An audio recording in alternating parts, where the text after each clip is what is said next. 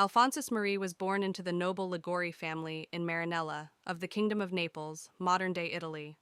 He was the eldest of 7 children and was raised in a devout Catholic home. As a boy, he mastered the harp and enjoyed fencing, horseback riding, and card games. He also exhibited a strong will and moral character. His father was a naval officer who achieved the high rank of captain of the royal galleys. Due to poor eyesight and asthma, Alphonsus couldn't follow in his father's military footsteps. However, Alphonsus's remarkable intelligence led his father to send him to the University of Naples. There he earned a degree in both civil and church law at the age of 16, 3 years earlier than usual. For the next 8 years, Alphonsus won case after case as a lawyer in Naples, but his worldly success didn't satisfy him. Indeed, he might never have lost a case until his last and life-changing one. One day, instead of rebutting Alphonsus' excellent argument, the defense lawyer asked Alphonsus if he saw any error in his argument. Alphonsus identified a small flaw in his own case and spoke about it openly. He lost the case but was praised for his honesty. He said afterward, "False world, I know you now. Courts, you shall never see me again." He left his profession, relinquishing wealth and prestige.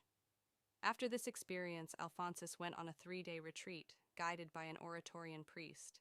Having found worldly success unsatisfying, he resolved to serve God alone, choosing to embark on theological studies, grow in virtue, and become a priest. His father opposed his joining the Oratorians, so Alphonsus agreed to live at home while he completed his studies.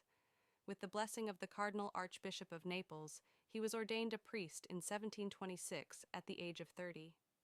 For the next 3 years, Father Alphonsus lived in his family home and ministered to the poor and sinners in Naples.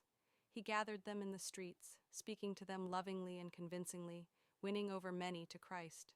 The Archbishop asked him to conduct his services in the local churches, which came to be known as evening chapels. These gatherings included catechesis and prayer, especially for the young and the poor, and were often led by the young people themselves, after receiving proper training from Father Alphonsus. Father Alphonsus also became a beloved confessor. People found him to be a man of great compassion, attentiveness, and concern. He treated every penitent with mercy and always offered absolution, never doubting the sincerity of the sinner's repentance. From the pulpit, Father Alphonsus preached in such a way that everyone understood him, even the poorest and most uneducated, the saint and the sinner. In a short time, his ministry had such an effect upon the morally decadent parts of Naples that the most serious sins in the town all but disappeared.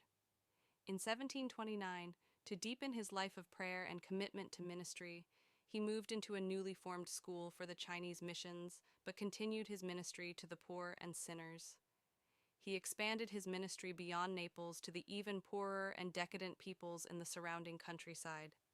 Seeing a great need to increase the work he was doing, he gained the support of the neighboring Bishop of Scala to form a new congregation. In 1732, Father Alphonsus was joined by 13 companions, 10 priests, 2 seminarians, and a lay brother, who formed the Congregation of the Most Holy Redeemer. The new congregation began well. Its members lived lives of deep prayer, severe penance, and radical poverty.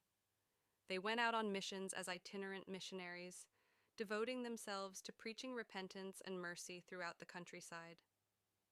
However, dissension soon arose over their mission and way of life. Father Alphonsus's proposals were rejected by everyone but one lay brother and a seminarian. The rest left and formed another congregation. Father Alphonsus was ridiculed in Naples, and even the bishop was criticized for supporting him.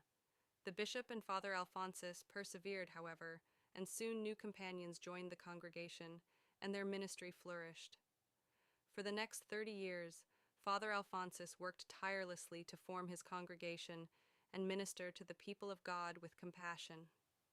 One of the emerging heresies at that time came to be known as Jansenism, which was a movement that denied the universality of free will and that the grace and mercy of God were given to all. Jansenists viewed human nature as so flawed that only God could save souls, and was selective about whom he chose for salvation. Father Alphonsus saw grace and mercy as available to everyone and fervently preached that message. In addition to his preaching, he became an exceptionally prolific writer. In his lifetime, he wrote about 100 books and 400 pamphlets and booklets used to evangelize the people in easy-to-understand language that was also orthodox. He mastered moral theology, making it accessible and acceptable to those who needed to turn from sin. He wrote beautifully about the Blessed Virgin Mary, the way of the cross, and the person of Jesus Christ. In 1762, Father Alphonsus was appointed Bishop of Santa Agata dei Goti, the diocese just northeast of Naples. As bishop, he sought to reform the diocese, especially the clergy, and worked to implement an organized plan of evangelization. Though his rigorous approach was met with resistance, he pressed on. By 1775, Bishop Alphonsus's health had deteriorated to the point that he suffered greatly. He became partially paralyzed and bent over, and is often depicted this way in art. He offered his resignation, and the Pope reluctantly accepted it. He spent the last 12 years of his life in one of his congregation's religious houses, writing, praying, and suffering. He eventually became blind and deaf, but never stopped loving God and serving his will. In his final years, he saw divisions attack his congregation, and he himself spent his final 3 years being tempted with extreme scruples, demonic attacks, and spiritual darkness. All of this only led to his greater sanctity. At times, it's tempting to think that holiness ensures an easy life. On the contrary, the Father often permits great suffering to those who love him the most, in imitation of his divine Son. Though Saint Alphonsus suffered greatly in many different ways, he remained faithful to his heartfelt mission of saving souls. He believed in the mercy of God, brought that mercy and truth to the greatest sinners, and ensured that his mission endured time by founding a religious congregation and leaving behind voluminous writings that are understandable to all. As we honor this holy saint, ponder his central message that God is merciful and welcomes even the greatest sinner. See yourself as that sinner in need of God's mercy, and do not hesitate to run to the heart of the most holy Redeemer to find rest and peace. Prayer.